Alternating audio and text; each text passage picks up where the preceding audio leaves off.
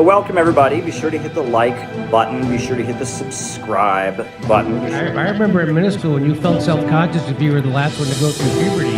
That really went topsy-turvy, didn't it? Sometimes the Hasbara, it's too much explaining yourself and it's too apologetic. Be sure to hit the notifications bell. I actually do believe Israel won't just bomb countless civilians. Be sure to tweet this out. Be sure to put this up on your Facebook. You have to be kind to people. Being kind is the guys in this mess in the first place. You can put this up on your Reddit. Chile is a country.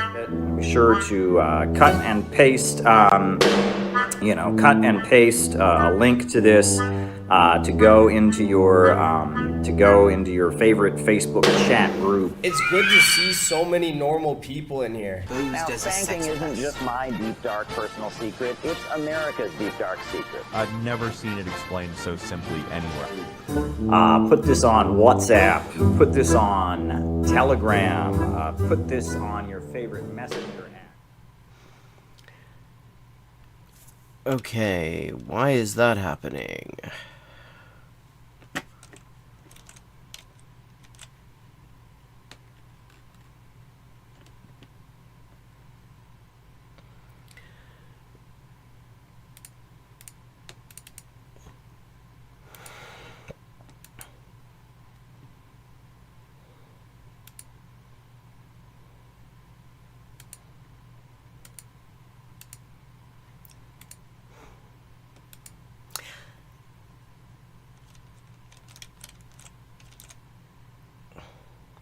Okay. Oh, right, I have to turn it back on. Hello, and welcome to the Untitled Anarchist Seagull channel. I'm your host, an Untitled Anarchist Seagull called Elise. And I don't know why OBS does this, but every once in a while it decides to show my fucking, active Facebook window when the reaction fodder playlist window is right there waiting for it. But there we are. The technical difficulty has been fixed. Yesterday, we got to see what Zanderhole, everyone's favorite pathetic little ex-Nazi, was up to, and he is having a normal one over there, retconning a year and a half of genocide and police repression and terror against people protesting against genocide, just so that he can continue to blame people who were already against genocide for the fact that people who are still against genocide are still getting attacked by cops, as if that was some sort of new thing that happened as a result of the election. So, yeah, I mean, a totally normal one. And, hey, River-Rune, how you doing? So, today I was thinking of going another route. I think we've had enough of Zanderhole for the moment. And we've got something else.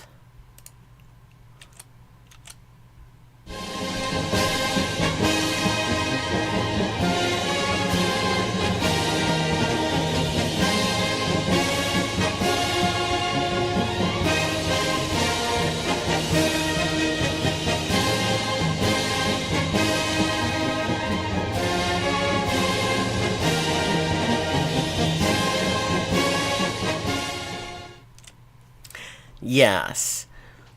I mean, and it is particularly, that abbreviation, that interpretation of the abbreviation CPI is particularly appropriate given what I found when I decided to check out old Caleb's YouTube feed yesterday and found he's chatting with Ted Rall. Now, you may have heard of Ted Rall. I used to actually kind of like his cartoons years ago. I mean, despite the fact that they're all, like, ugly as fuck and not in that kind of interesting way that Eli Valley's cartoons are always ugly as fuck. But then, I don't know how long ago it was, but California passed an affirmative consent law. A law that did nothing but say that you're not allowed to have sex with someone unless they actually want to have sex with you. And Ted Rall freaked the fuck out. This was apparently political correctness gone mad. He was telling on himself really, really hardcore, and it was like, yeah, So I was done with Ted Rall after that because, like, seriously, you think that it's too high a standard that you should only be able to fuck somebody who wants to fuck you? Nah. But that's not, you know who that's not too high of a standard for? Caleb. So Caleb is chatting with Ted Rall, and I can't wait. Like one creepy fucker to another. Yeah, Eli Valley rocks. I love his work.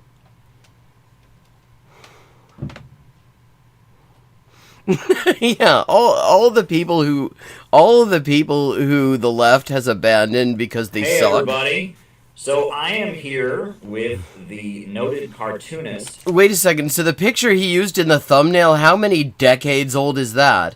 Because that's not what Ted Rall looked like in that thumbnail. Ted Rall, who's also been an outspoken political analyst and commentator, in addition to his cartooning. I wonder if they're going to get into how California's affirmative consent law is cramping Ted's style. Want to introduce yourself, Ted? Sure. Yeah, I'm a syndicated editorial cartoonist, columnist. I've done just over 20 books over the years. I've been doing this basically since the late 80s.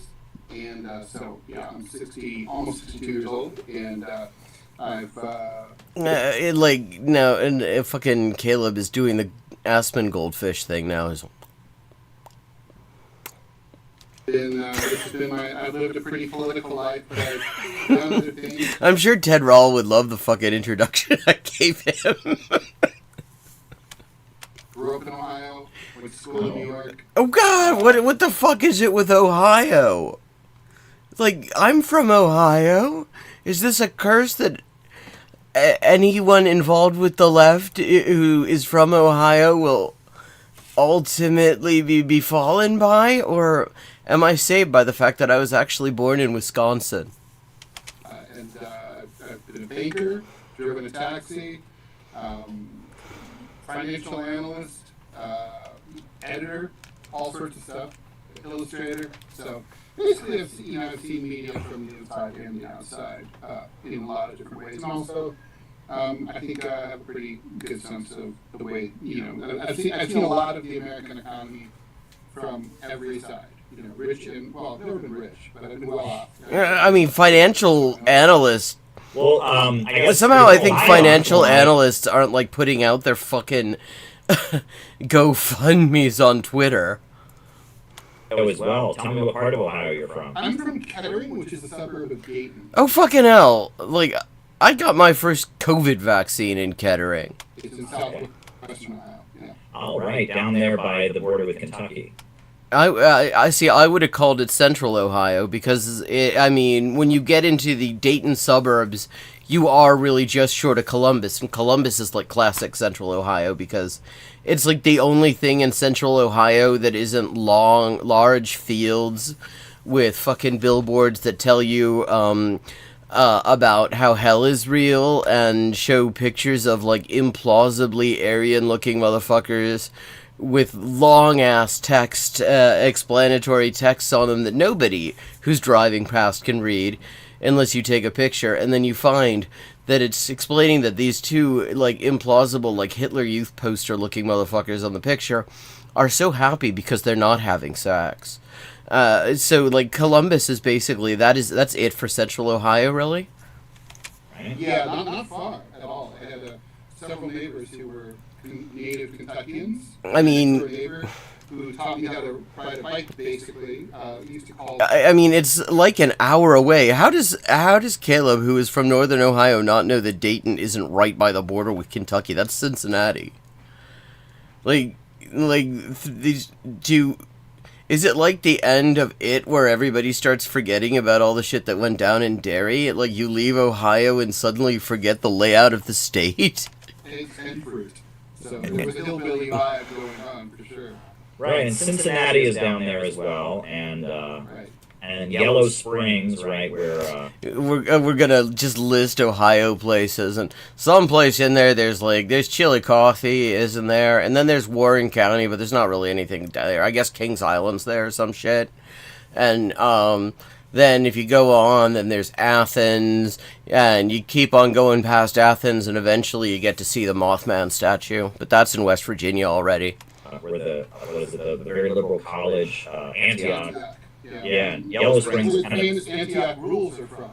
Oh, what's the Antioch rules? I don't Antioch know. rules are like proto. It's Me Too before Me Too. So it was like, Oh, we're getting right into it. We're getting right into it. He's going to explain how terrible it is that you're not allowed to fuck people who don't want to fuck you. you know, in fact, back in the 90s, they did cartoons making fun. Like, watch these two guys talking about how terrible Me Too is, like, fucking telling on themselves. But it was like, you know, hello, I would now like to touch your left elbow. May I now proceed to touch your left elbow? God, he's doing the thing. I thought, fucking hell. I did not watch this video in advance. I have to say this. I never really do. I mean, when I do, I actually say so. I did not know that this was going to be the first thing they get into right after, like, let's talk about Ohio geography. I said that because I figured he was going to be talking about something completely different. And the first thing he brings out is this. And Caleb's like, yeah, it's so funny that people want consent. We don't do things that way in my organization. It's innovationist, baby. Counterclockwise direction at a medium penalty. Yes, you may now touch my left elbow at a counterclockwise direction. No, not that direction. You're at the counterclockwise. Wow. I didn't know about that. What's the context? Why did Antioch have such rules? Well, I assume they thought that there was a problem with date rape. There is a problem with it. I have no idea. Wait, is he saying he thinks there's no problem with it? What, in the sense that it doesn't happen? Or in the sense that he doesn't have a problem with it? And actually, I mean, since we... God. Like, they go straight into this.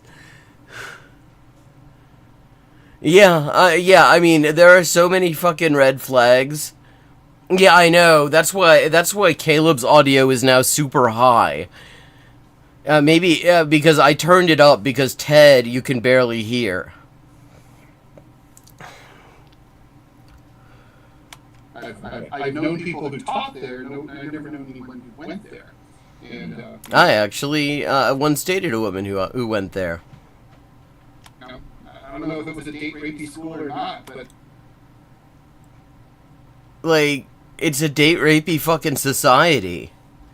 Well, and like, what decade is this? Where's the last like date like? Yeah, let's say it more. I haven't heard that term in like easily 10 years. it's extremely it's extremely left, as you say. Sure. Yeah. No. I visited the campus a few times, and the town Yellow Springs has a lot of like new agey kind of businesses and Very true. Very true. It is a very hippie place, and actually it's also where David Chappelle, who used to be a comedian and now is just a transphobe who gets huge. I mean, he's sort of like the stand-up version of Israel, in that like rich people in the US give him hundreds of millions of dollars just to bomb. And I think back in the day there were communists back there down Oh, there. sure, it's very Yeah. hippie. I have a feeling there probably still are, actually.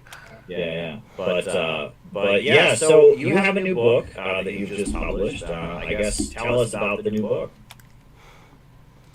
Never mind the Democrats, here's what's left. Let me see, is this the best streaming quality? Yeah, 720p is the best they've got. Political solutions for radical solutions for radical problems. Okay, his autofocus was making that look so bad. Like, okay. Oh, it's kind of the tagline's important. Never mind the Democrats. Here's what's left. Is that why you put it on the cover? Because you think the tagline's important? See, I thought that he just sort of put that on there to remind him of something. And so basically, with the book, And the publisher just accidentally put it on there. How I came up with this idea, or I didn't come up with that. I can tell you that too.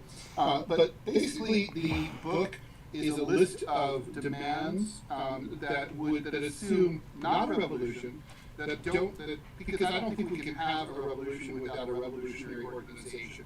And we don't have that. Yeah, and neither of you two motherfuckers are ever going to have one. Like, because any organization that is at all revolutionary is going to sideline your asses immediately. An appropriate party or other grassroots movement that can organize the masses in a sort of traditional Marxist way. So the idea is... Okay, allowing that. I don't entirely agree. I think that the idea... People, especially people like this, I think, but I think it's actually broader than that, have this idea that a revolution is sort of this one moment in time, this big conflagration, and everything's different afterwards. And I don't really quite take that approach to it, because I think... Actually, that moment is something that is building for a very long time, and often is building out of the sight of guys like this, and often out of the sight of, like, organizations that think of themselves as revolutionary. Like, think of the 2020 uprising. How many, organized revolutionary left orgs were totally caught LBW by how militant and... across the board that shit was. To me, revolution is something that is happening kind of all the time. Things are constantly falling in place. That's part of why I absolutely loved the final lines of Andor. I'm not going to say them for anyone who's watching and hasn't gotten there. I don't want to spoil it. But Nemec from the first season, the guy who's writing the manifesto, sort of the Basil al-Araj of of the piece. It's really a pity he didn't live to see Andor, because I have a feeling he would have had thoughts. No spoilers, but Nemec in the last couple of scenes, it's voiceover by Nemec reading something from this manifesto. And the way he puts it is, in many ways, very much the way I see how revolution works. I think it's something that people are contributing to in all sorts of ways, sometimes not even completely realizing that they're doing it.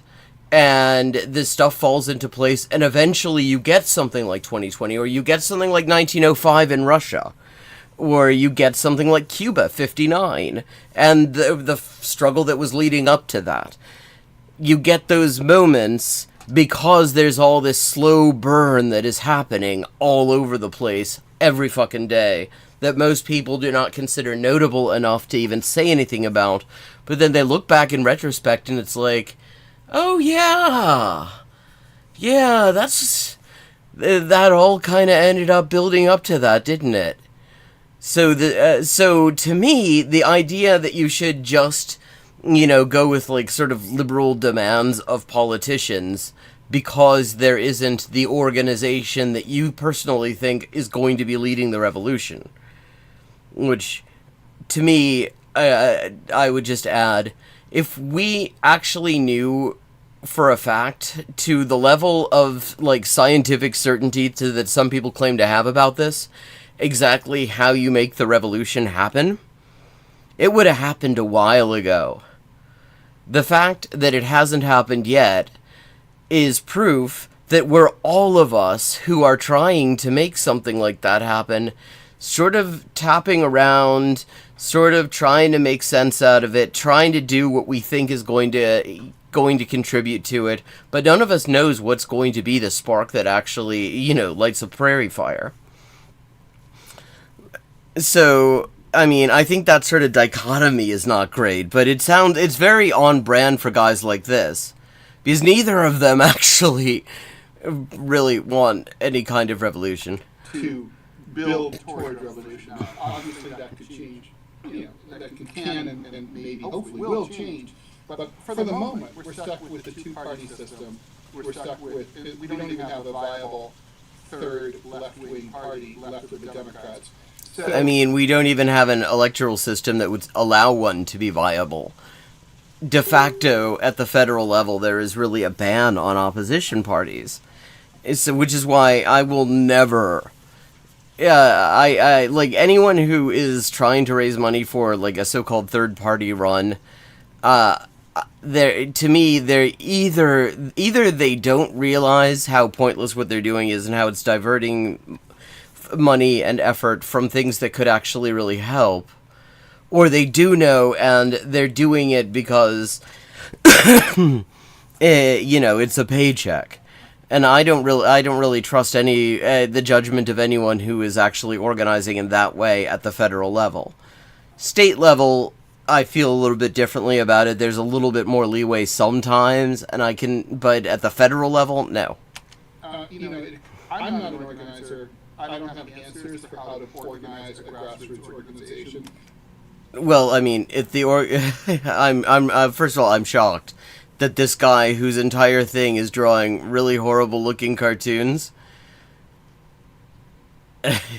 and whose entire persona is that he's the fucking know-it-all who understands why consent is not something that should be required, which there's so many red flags that makes me want to sing the fucking International that this guy doesn't actually know. I'm actually sort of, I will say I appreciate the candor, because I think, again, most of us do not know. I would say none of us know. We might have a good idea, we might even be right about it, but we don't know, or it would have happened already. There are people who are much smarter than me in that way. Yes, there definitely are. Absolutely right, Ted. There are people who are so much smarter than you in that way, and so many others too. And they are, I'm sure, working on that. But for me, I'm thinking what we really need is a discrete set of ideas that people can organize around in order to start building that organization. I mean, it's not enough to just say, oh, do you hate Trump, or do you hate Republicans, or do you hate the Republicans? I mean, the thing I will say is that when he's not saying extremely creepy shit, occasionally he will say things that are in fact like just obviously right. And yeah, I mean, obviously that's not enough. Or again, that would have worked. Because the trouble with the entire way the sort of resistance got co-opted is that people they rebrunch. Like, liberals, a lot of them, some of them get radicalized, maybe, and realize that this stuff is going on all the time, no matter who's in the White House. But a lot of them, they don't hear it in the media. It isn't being, walked around the talk shows and everything is a big political talking point. And so they think it's over. Because they think that the person who came in is not the sort of person who would do that. When the reality is they're literally all the sort of person who does that, because it's literally one of the main things that the U.S. government always is fucking doing. Whether it's, fucking kids in cages or doing, fucking terrorizing the world and robbing their shit. Are you a socialist? Those things are too vague. We need to have a set of demands of the system that do two things. First of all, they're ideas that we can build around, but also it's about a provocation. So he's literally reinventing the transitional program. And, I mean, I will say, I'm not actually hating that idea. I don't think it necessarily gets us to the place. But, I mean, if you read the 2015 British general election postmortem I wrote that basically predicted Corbyn before I'd even heard of the man. I actually said something very similar, that actually it would be that having, I wouldn't even call them, I did call them at the time, like, gateway demands, but my point was essentially, you make obviously demands that are obviously right, and that the system can and will not provide, and you somehow use that as a vehicle to push it further and say, yeah, that they're not going to do it. You have every right to demand it of them because it's just basic, but they cannot and will not do it, and here's how we fight for it. Something like that. So that's not a terrible idea if that's the idea, although, this is literally just the idea of the transitional program. Ted can't claim credit for that. I certainly can't.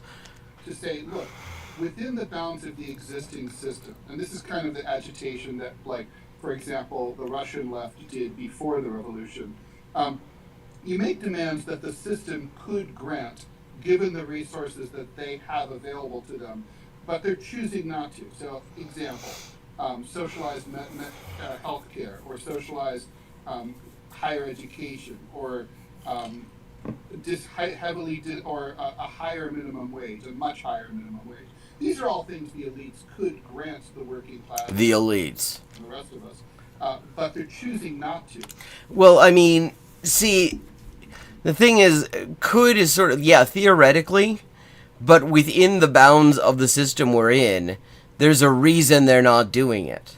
There's a reason that they are... Seems like Ted's audio has improved.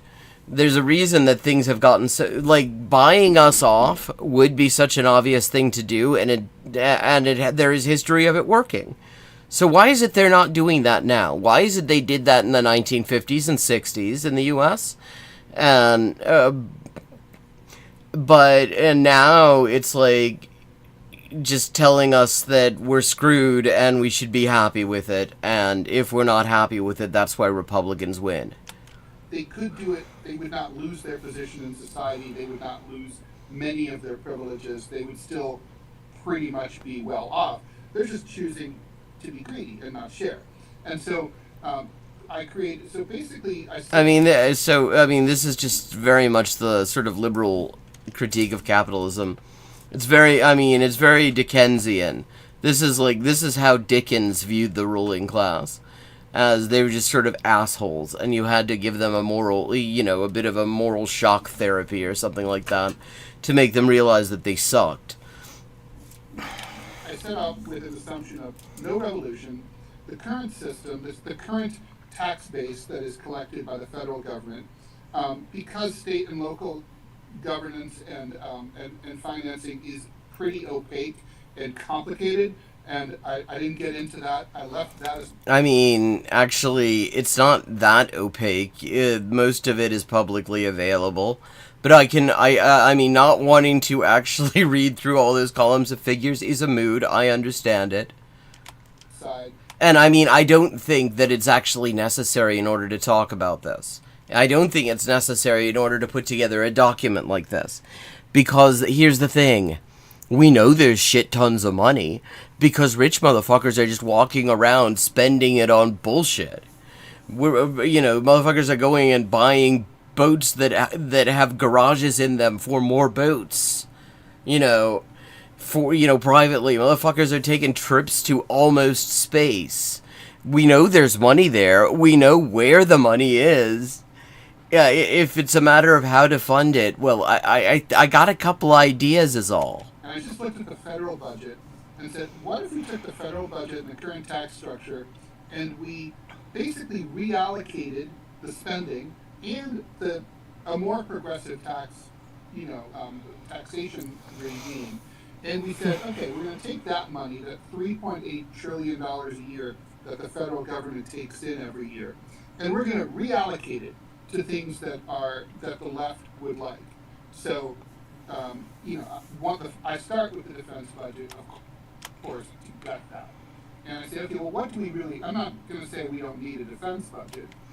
I mean, I would say we probably don't, though, because if anything, the thing about the U.S. is that most of the people who wish the U.S. ill because of shit that the U.S. defense budget pays for. I think that actually cutting the shit out of that and more or less rolling a lot of it up, just getting rid of the Pentagon, actually makes a certain amount of sense. Because I think that first of all, the U.S. also has unusual geography. Very favorable military geography that is also ensuring that there really is not somebody seriously challenging U.S. territorial sovereignty externally. But also because really when you get down to it, the main reason anyone wants to fight the U.S. is that the U.S. is already attacking them. because, I mean, we're a big country, and you want to. One of the things that nation states do is they define their own borders and they protect them. Well, but who cares? Like, yeah, that's the thing. Nation states do a lot of things that suck shit. Right. So as long as we have a nation state system, we're going to do that. So I compared it to Brazil. Brazil is roughly the same size as the United States. And it has a lot of difficult borders. It has border conflicts with a number of its neighbors, something we don't have. And so how much is... Well, I mean, the U.S. does have this sort of conflict where the wall they're building is largely on Mexican territory, and Mexico has never actually ceded that territory in order to build the wall. Brazil spend to protect itself. Now, Brazil doesn't have an outward foreign policy, right? They just defend themselves. They're worried if anybody comes, they want to repel an invasion. Yeah, of course, the thing is, in Latin America in particular, the only real external enemy they have to worry about is the U.S., and the U.S. understands this, which is precisely why, starting with John F. Kennedy, they promoted heavily the national security doctrine in Latin American militaries. So that rather than focusing on, like, repelling threats from the U.S., which are constant, and are the main external threat that they have, instead it was about, like, crushing the enemy within, i.e. poor people. Or any kind of terrorist, attack, so on. They spend about $20 billion a year on defense. Now, we could spend $20 billion a year on defense, and we could defend America's borders just fine. And it's not like, by the way... Like, from whom, though? Like, who gives a shit? Mexico's not gonna try shit, and who cares? If Canada really isn't going to try shit either. Nobody really, like, Why? Why do we even need to go into this? 1.6 trillion, which is like the de facto actual amount that we spend. Not only like the only reason anyone ever attacks the U.S. is because the U.S. started it. It's been a long time since there was any difference there. On the annual defense budget, but also on debt service on previous wars. If we took, and not to mention also off the book spending for wars like Iraq. If we took that $1.6 trillion, we don't need that $1.6 trillion. See, this is the kind of thing I thought he'd be talking about. I did not think that they would start out by laughing about how hilarious it is that consent is a thing. It did not help us on 9/11 to fight 19 assholes with razor blades, right? So, with box cutters. So I was about to correct him on that. So we take that money. We can basically reduce defense spending by 95%. That's the biggest piece. And then, anyway, I go through the budget and look at all these other things where you can cut, things that are wasteful, in my opinion, and that could be redirected towards things like finding housing for all 770,000 Americans who are currently homeless, or providing health care for everybody in the United States who needs it, or making sure everyone can retire, or making sure that if you lose your job, you don't run out of unemployment benefits in... Well, I mean, and the problem with unemployment benefits in this country is they also just suck. I mean, they're extremely short, but on top of that, even when they're going, they're next to nothing. And it's set up in a situation where the employer can actually potentially refuse to pay them. 16 weeks or 13 weeks or whatever, and end up on the street. Basically increasing the minimum wage to about, I argue, for a $60 minimum wage, and I can make the case for it. I mean, anyone can make the case for it. Workers, I mean, the fucking cost of living makes the case for it. I mean, just looking at how much the same fucking groceries that you've been buying for like 5 years cost now versus how much they cost 5 years ago makes the case for it. Sorry about that. Allergies are very active today.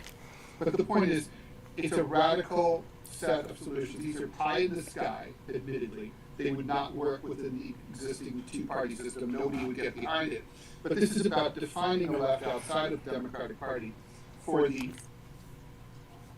40%. Except not outside of the existing system, which is a bit weird. Like, because in the existing system, you have to deal with the fact that you have these two parties who largely act like one party. You have to deal with that if you're going to do it, if you accept this premise. I mean, which is why it makes way more sense to spend much less time on, like, here's what we demand, and talk a lot more about, here's what we do in order to build our power. Now, potentially, you can use a list of objectives like this to do that. I mean, that's certainly, I think it can be a useful organizing tool. I'm going to be fair and say that. I don't know what his list looks like other than what he's saying, because I didn't know this book was out. Danke. But, I mean, why stop there? Why not say, why not, like, for example, you're going to talk about a $60 minimum wage.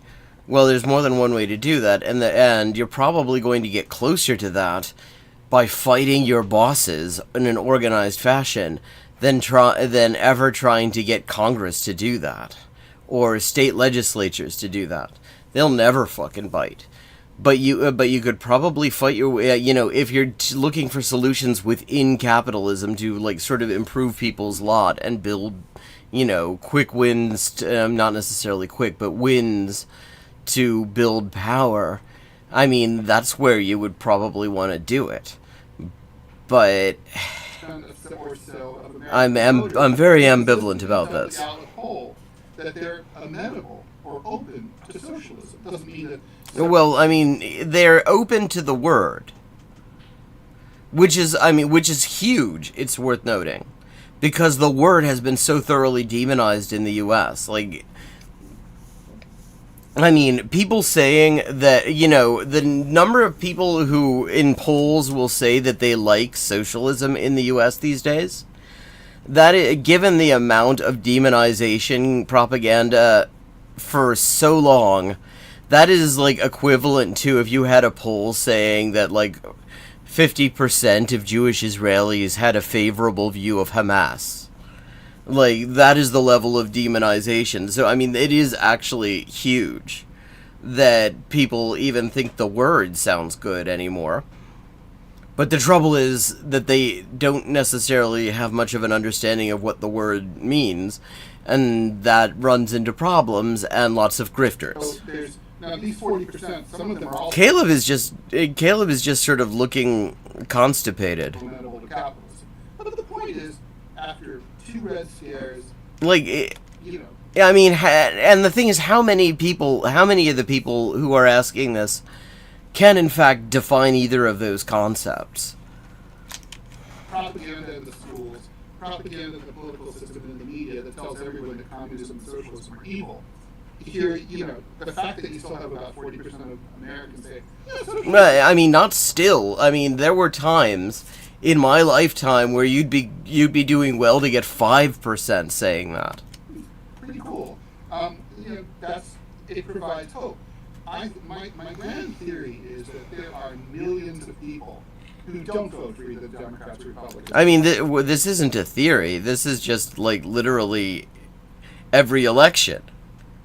Who would vote for a true left-wing party in the same way that there were millions of people on the nationalist, populist right who didn't vote. Actually, that's not as true. If you actually look at non-voters, they tend to be poorer and to the left of the dominant political spectrum. Right-wingers are much less likely to abstain, for the same reason that, like, rich people are less likely to abstain. Because the reason people abstain is because they feel they don't have a horse in the race. They don't, often quite rightly, don't feel that there's anything that they are going to get out of it. Right-wingers have something to get out of it. Oh, link spam. Gonna get rid of some link spam in here. Goodbye, link spam.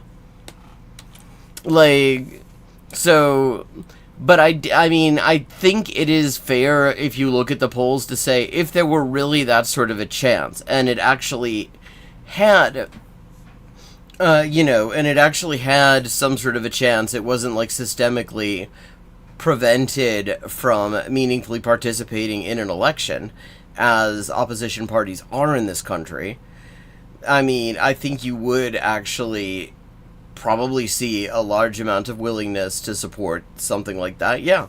I mean, I think that is a reasonable reading of the polling.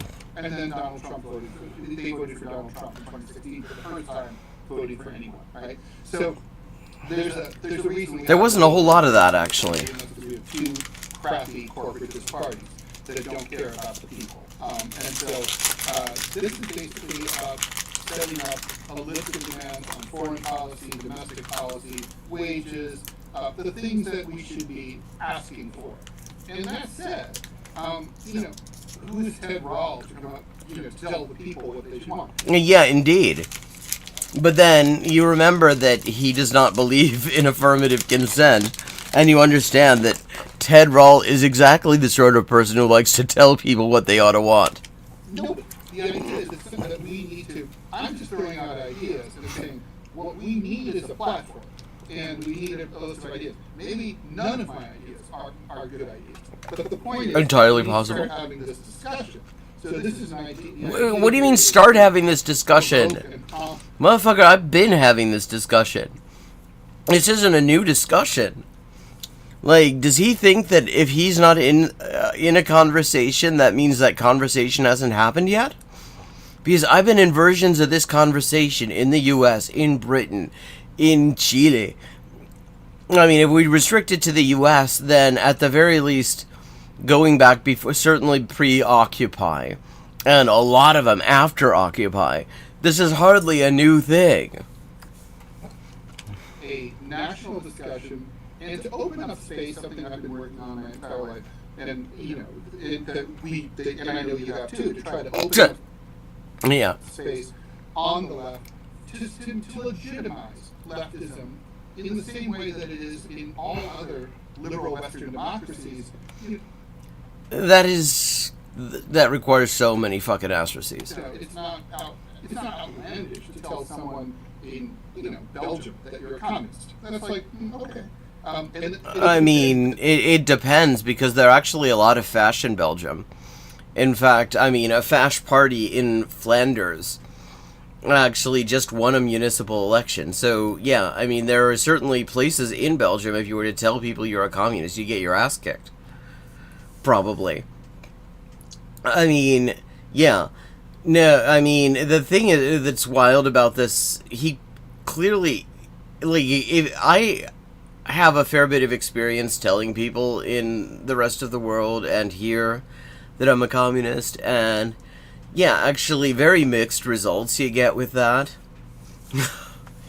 Yeah, it isn't like everyone's like, oh yeah, so you're a communist, neat. I mean, that would rock, but that is not my experience. These ideas, which are good ideas and deserve a hearing, so Caleb is bored. That's why it's literally called What's Left. It's like, well, what is the left? What should the left be? Oh, I understand now. The thing is, this is two guys who want to be the only person in any conversation who talks. And Ted is better at it than Caleb is. That's what's going on here. That's why Caleb is looking like he's near tears. He did not want to be just sort of standing here nodding the whole time. He expected to be the one actually rambling on for hours and hours. And I feel like, there's been a lot of conflation. People say, oh, the Democrats are the left. No, Democrats are not the left. I mean, yeah, they're not. There's also been the idea of, woke identity politics. Ooh, lovely. He's going to explain why actually the way you win over the multiracial working class is by focusing exclusively on the sorts of things that well-off white dudes are concerned about. As being, as substituting for class analysis. And that's not the... See, I mean, here's the thing.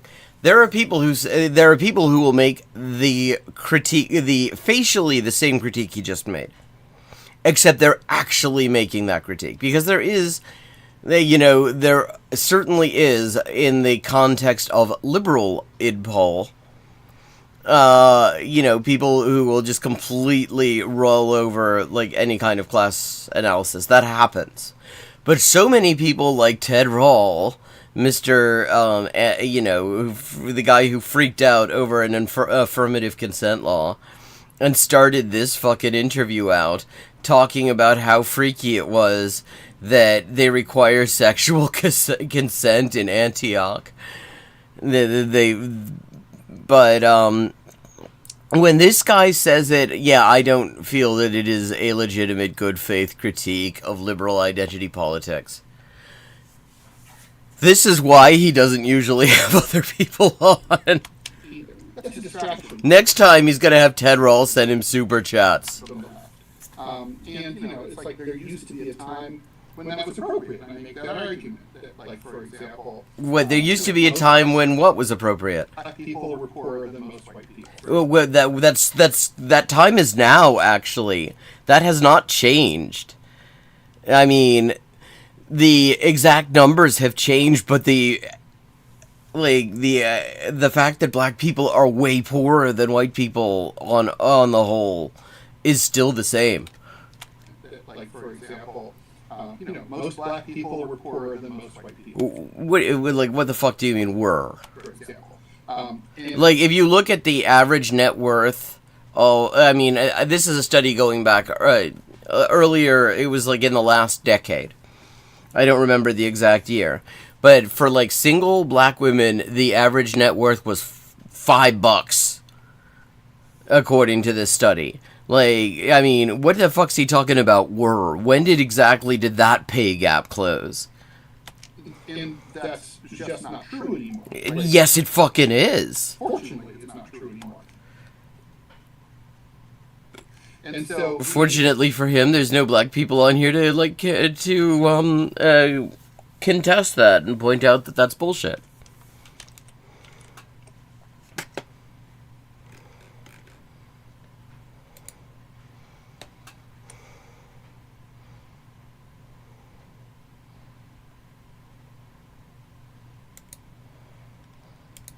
What were the overheard words by the Nazi child masturbating in the bathroom? We need a different set of arguments. You can't sort of say, well, if you fight for ethnic minority rights or you fight for gay rights, that's good enough. I mean, I'm not saying you don't fight for those things. You do. Because except that it turns out you don't need to, because all those things were won as... Ted Rall's here to tell you that there's actually no struggle to be had. A black guy who gets pulled over at 2 a.m. by a white cop, he might be in more trouble because he's driving a nice car and wearing a $20,000 watch than some. Yeah, because that's the normal reality for black people in the U.S. is the $20,000 watch and the nice car.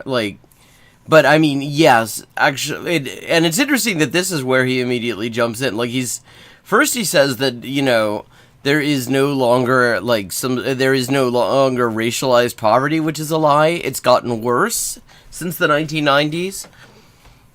Actually, on the whole, but then he's like, well, yeah, but. Maybe when they're trolling around in their Maybachs with their fucking Rolexes, that's gonna get them in trouble with the cops. And it's like, motherfucker, yes, probably, but that isn't needed. That happens that happens to, people on a fucking average income who are black. These guys, where the hell... You do still have to be concerned about these issues, but... I'm glad he gives us permission to be concerned about these issues. He was just telling us how they're not issues. It can't be the only thing that we're focused on. You solve class, these other things kind of tend to go away. Yeah, that's not really how that works either, and, again... in theory, some people think that, in theory, there are people who think that it might work that way, and theoretically, it probably would make a lot of these things better. Yes. But to say that they would all just absolutely go away and you'd not need to deal with them separately at all, that seems unlikely to me. I think that, and I think it's actually potentially dangerous to just assume that it's all going away if we sort out the one thing. Because the thing is, all these things are fucking intertwined. Like, you want to talk about, like, I mean, this is racial capitalism. It's been fucking racialized from the start. And when you take it outside of the U.S., which you absolutely have to take it outside of the U.S., because the entire system is based on the hyper-exploitation of the working class in the global South, then even more so. So, like, what the fuck are you talking about, Ted? Like racism and sexism and... So let me ask, I guess. Look at that. He's so pissed off. He thought he went like 13 minutes without saying a word.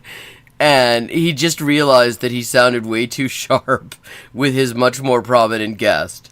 So I guess the first question that comes to mind, I guess I'll just have you clarify, is your book you would say is an economic transitional program? Is that yeah, so Caleb also noticed that this is not a new idea. the economic proposals that okay. For the most part, yeah. I mean, I get into some other things about like body autonomy. Well, I can't wait to hear this man's thoughts on bodily autonomy after he was laughing at the idea of requiring affirmative consent. Like that, but it's not. Those aren't the main. That's not the main driving point for sure. Okay. Which is interesting because actually, you may remember, Caleb does not feel that bodily autonomy should be at all a focus. He did a whole thing on how, that's just going to, like, fuck up his alliances with, like, misogynist reactionaries. And I guess I'll just ask you, because it seems to be something that, that seems to be the thrust of what you're arguing in the book is that this is what left really is. So I would ask, how would you define left and right? For assuming somebody doesn't even know what that means, how would you define those concepts? Well, I think the main defining factor for the left is that just by being a living, breathing human being in a modern, industrial, well-off society, you're entitled to the basic necessities of life. See, yeah, I mean, there are worse definitions I've heard, but to me, and of course there are all sorts of definitions and definitions for different purposes. But to me, the clarifying definition that I, insist on, and anytime I'm writing, I'm not going to say always in the past was I consistent about it, because I wasn't always very consistent. If you go back 10 years, I wasn't always. But, is that I don't really consider it left as an absolute position rather than, to the left of or whatever, if it isn't calling for the overthrow of capitalism. I mean, either you've got some kind of communism of some sort that is replacing capitalism, some kind of socialism, anarchism, some version of that is replacing the capitalist system, or I would just say it is a form of liberalism. And maybe, and then some. But you're certainly entitled to shelter, clean water, food, transportation in most places, because I'm just going to take a very short bio break. Sorry about this, I don't normally do it, but needs must. Back in just a moment. I don't know, Ted Rall just makes me want to piss, I suppose.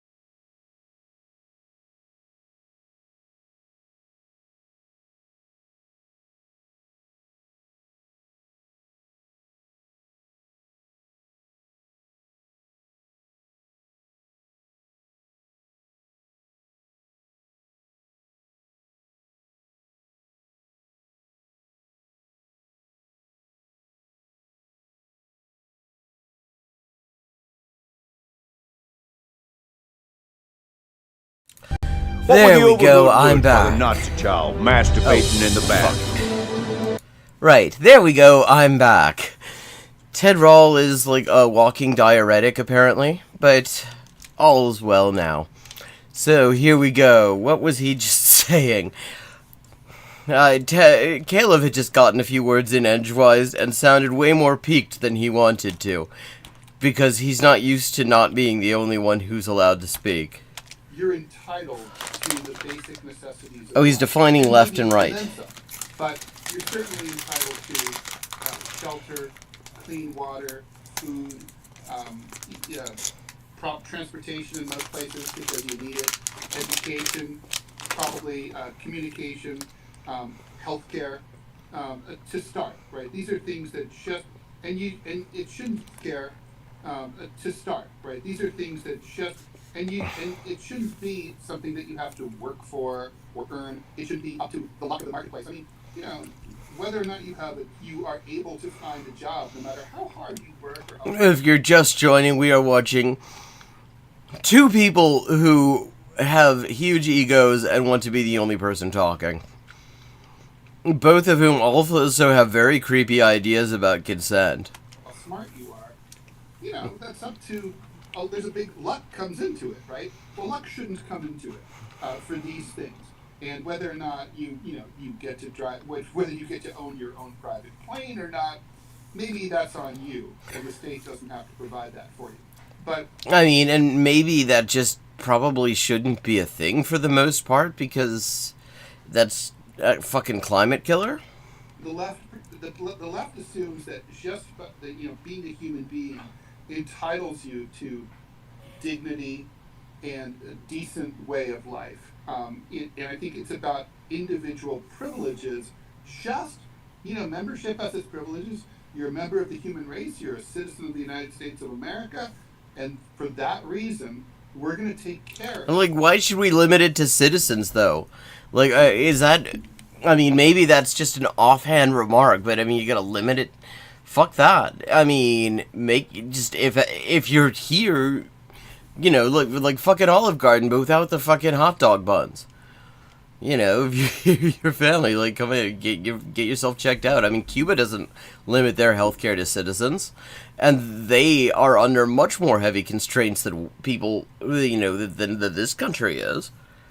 of you from birth to death to some extent. And now, to how much of an extent, we can argue about. That's politics. Wait, now it's to some extent. For a second, it was like you're entitled to these things to start out with, and now it's to some extent. And he didn't ask for him to give his political manifesto here. He was just looking for a definition of left. But Ted's I ultimately would like to see, ideally, move towards total equality. That's my goal. Which is, Caleb never tires of explaining that equality is not something that he's particularly interested in. But others would say, okay, that goes too far. Who cares? Argue with people like me. The point is, I think that the left cares about those things. I think with the right, there's, and I know my libertarian friends will argue with me about this, but I think the right is far more about the privileges of the state and specifically the greater community. So the individual. That is such a weird way of putting it, because, state power, certainly, reactionaries are quite big on state power, and actually, right libertarians, the only reason they claim to be against it is because they haven't considered how their entire system only works if there is a powerful coercive state to keep it in place. Because why else would anyone give a fuck about some dickhead claiming something as, his private property or whatever? The greater community, why not just say the ruling class? Lives to serve the greater goal for the right of the communal state, whether that's the nation. The greater goal, seriously, it's interesting how he is trying to find a way of talking about reactionary ideology that doesn't make it sound like shit. State or that society writ large, whatever. But individual rights are sublimated. They're not that important. Yeah, but I don't know about that. It is really some people's individual rights are absolutely subordinated, not sublimated. That means that they evaporate without becoming a liquid first. Some people's individual rights are subordinated or just eliminated, but it is very much certain individual rights are like actually absolutely sacrosanct, like the individual right to kill the climate, pretending to fly into space but not doing it. For example, for the right, they tend to be anti-free speech. Historically, I mean, unfortunately, I would argue that the Democratic Party is a right-wing party, right? They're into censorship as much as the Republicans are. But the true left versus the true right, communism is the ultimate left-wing movement. Fascism is the ultimate right-wing movement, and fascism is all about the subordination of the rights of the individual to the... Yeah, I mean, it's interesting how he did not really have this trouble when he was talking about the left, but for some reason it's like he's decided he does not want to just talk about the right in a factual way. Because if you talk about it in a factual way, it sounds like shit, and he wants to like give them a little bit of credit or something. To the greater needs of the state for glory, economic power, military power, national unity, what have you. So, yeah, Caleb, I think, is not sure where the fuck this is going. Look at the eye narrowing. Look at the lip pursing. His lips are shrinking. It's to me... Also, he's realizing he hasn't spoken in a whole minute. The left is about individual rights, and the right is against individual rights. Wow. What? Or is willing to throw individual rights under the bus. Well, I mean, I was following him until that very last part. Because, one person that I've had the opportunity to meet with in Russia was a writer named Alexander Dugin. Speaking of fascism. And he has this concept of the fourth political theory. And, yes, also known as fascism. And he argues that in the West, we believe in individual rights. That's kind of the defining thing that we believe in. And that the right emphasizes economic individualism, and the left emphasizes social liberalism. But then that's kind of the ideology of the left. Yeah, which is nonsense, because, I mean, when you look at the left, if we're talking about the left as I mean it, i.e. people who are trying to get rid of capitalism, where that's, like, sort of the baseline demand to replace capitalism with something else. Yeah, I mean, yeah, individual, protection of the individual is certainly in there. But, I mean, it has a lot to do with, like, organized collective rights and things like that as well. It isn't just atomized individuals who are receiving, government services or something like that. It is organized communities.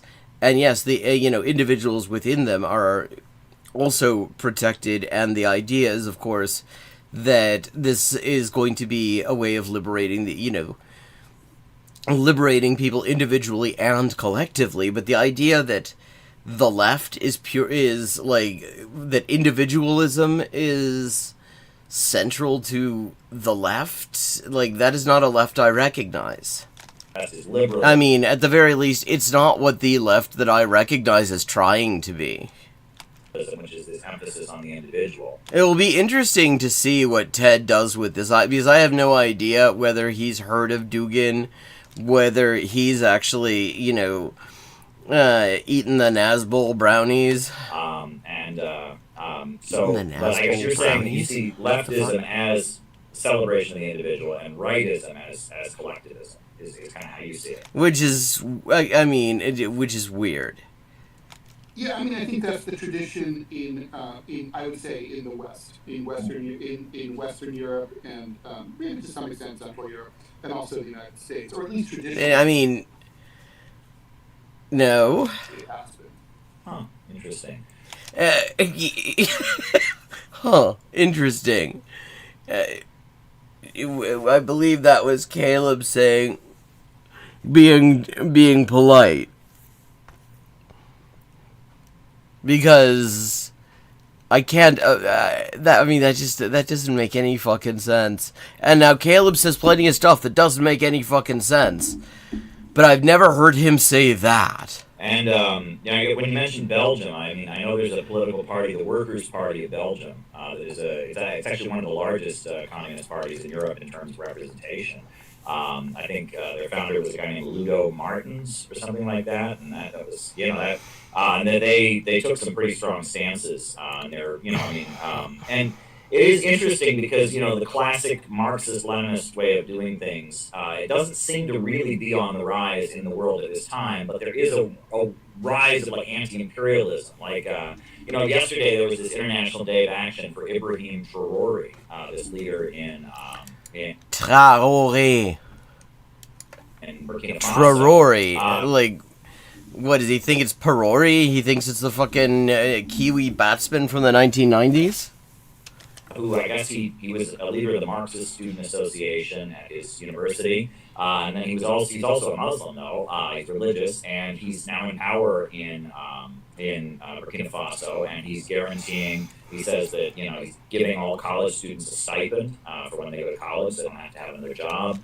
He's overseeing an agricultural boom and working with Russia to bring in all kinds of things. Would you see Ibrahim Traore as a left-wing leader? You always have to be careful with the history of, really existing socialist regimes of the 20th century. It's like so.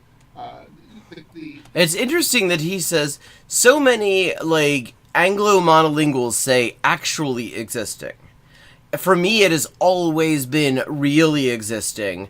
Because where I first found the term was in German, where it's real existierend, or just short Realsozialismus. So for me, I had always read it as really existing. So that is just an interesting linguistic point. I do language shit as well from 4:30 to 7:30. I mean, from 4:30 to 7 on Fridays and Saturdays. And because language shit fascinates me, and I find that an interesting thing. Communist Party of Russia they never claimed they had achieved communism. The only lunatic who ever claimed that was Pol Pot in Kampuchea, right? But got rid of them because of money. But they were socialistic, but these were a lot of these Castro's Cuba, they were authoritarian regimes. Caleb does not know where he's going with this, and it is making he's not sure if he's going to have to have an outburst. China under Mao, with obviously with socialist characteristics, and so where Burkina Faso goes right now, nobody knows.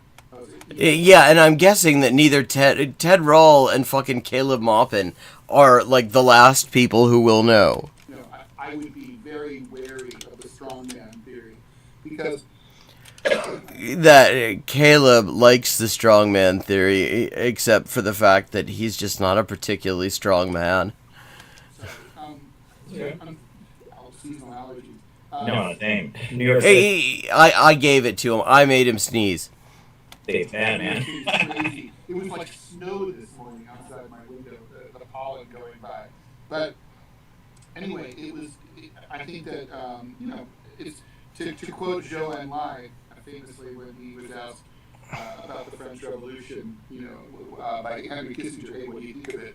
And he said, it's too early to tell. Well, it's definitely too early to tell in Burkina Faso. And now I'm sitting here thinking, now I'm curious when that was asked. Kissinger asks Zhou Enlai about French Revolution. Because it occurred to me that it could have been maybe in 1968. That would have been... Oh, okay. conversation in the early 70s. Ah, okay. So, see, the conventional way of reading this and the way I've always read this, that quote is him saying, you know, this thing is still working itself out, you know, 200 years later, whatever. But it occurred to me that if Kissinger and Zhou Enlai are talking about things, that it would probably not be far from the revolutionary summer of '68. And as a result, Zhou could well have been taking it as referring to the ramifications of 1968 and not necessarily 1789. Right. These are definitely socialistic policies, so I approve.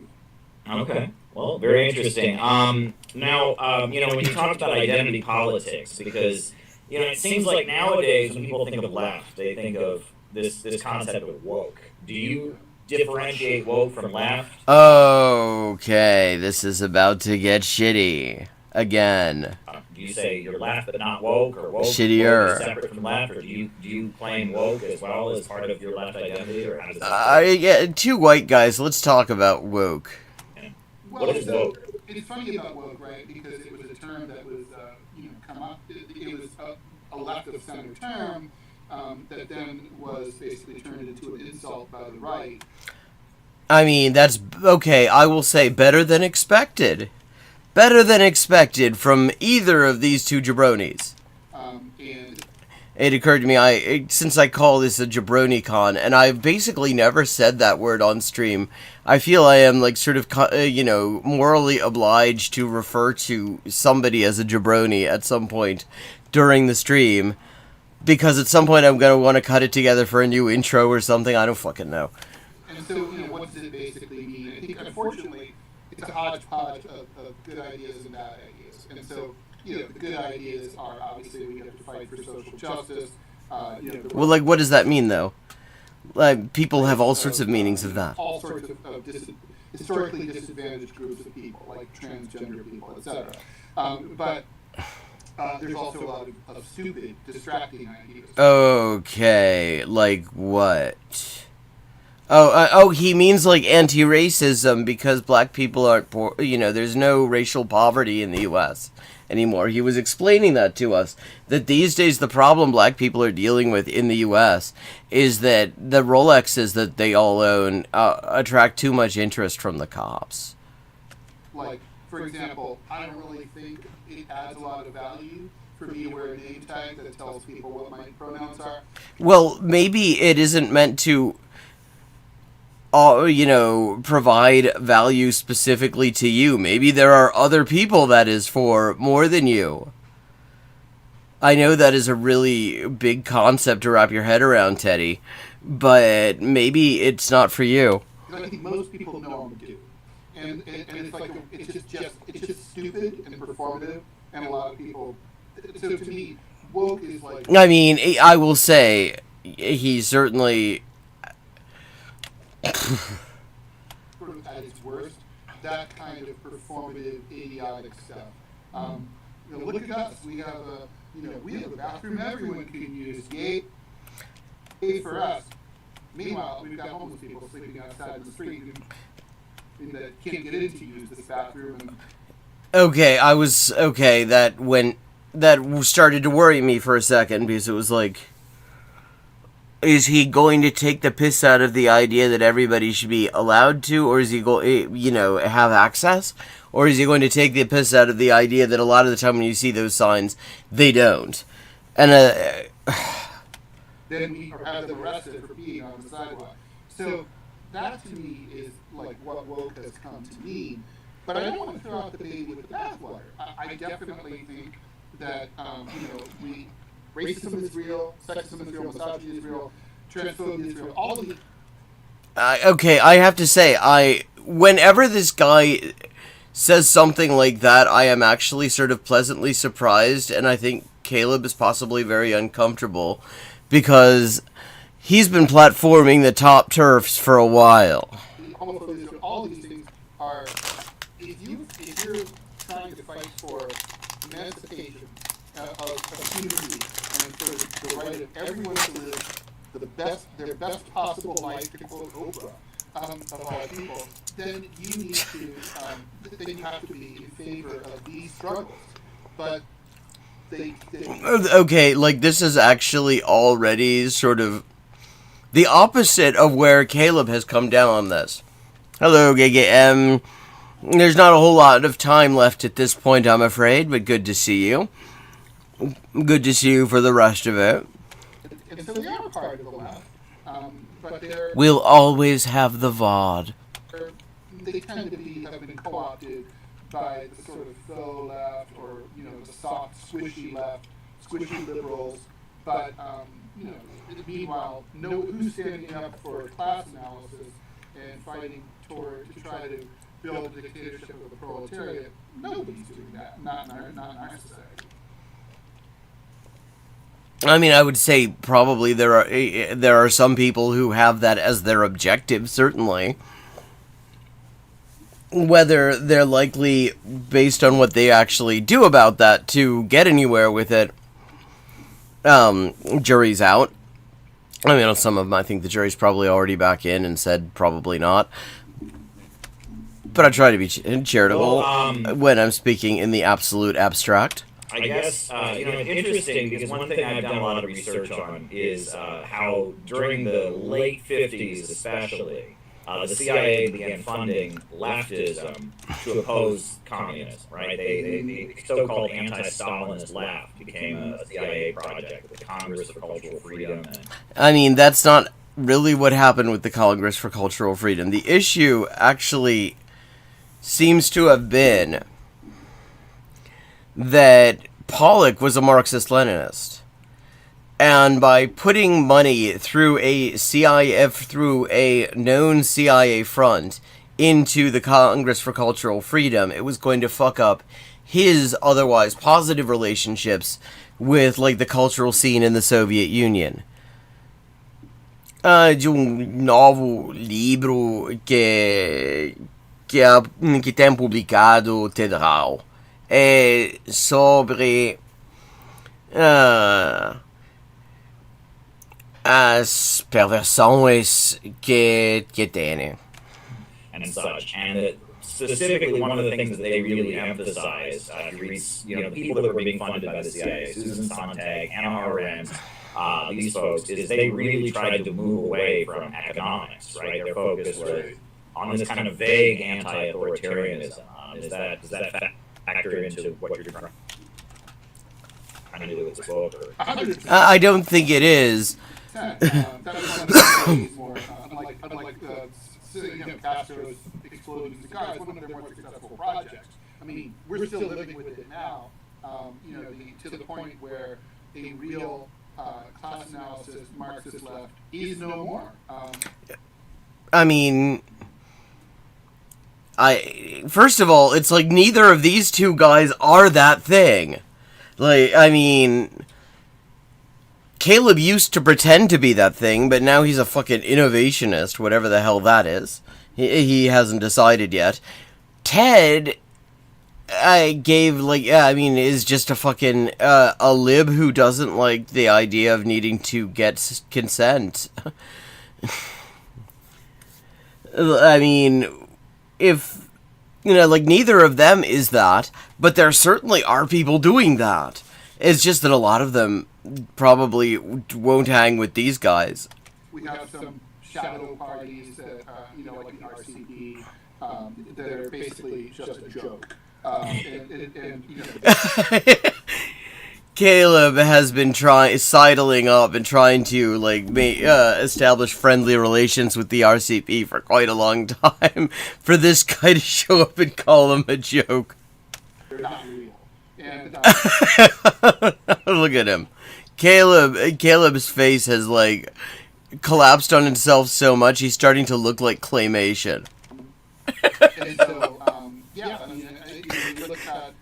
you look at, say, democracy. Oh, what about the RCP, but then there's these other dickheads.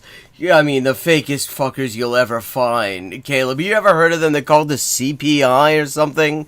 They apparently have a thing where their ideological leader likes to sexually exploit people and be a landlord, and he's from Ohio. Oh, that's... I'm sorry. Or something like that. Don't read page 36 of the book, Caleb. Jacobin magazine. This is where those kind of people live, right? I mean, they would probably take issue and say, oh, they care about economic issues, and they do. I mean, it's weird to say Jacobin in that context, because Jacobin has very much been the sort of people who are like, the sort of social democrats who are like, yeah, we don't want to talk about the woke, or whatever. They are absolutely on his page here, but apparently still not enough for Ted? But I just noticed... I mean, Caleb, yes, Caleb is about to cry, and so am I, because it is time for us to wrap up. It's been great seeing all of you. I think I picked a winner this time. Thank you for everyone joining in the stream. It's always good to see you. I will be back Friday at 11:30 p.m. U.S. Eastern Time, and I do hope to see you all there. Until then, we'll always have the Discord and the VOD. That's not a bad fucking closing tagline, is it?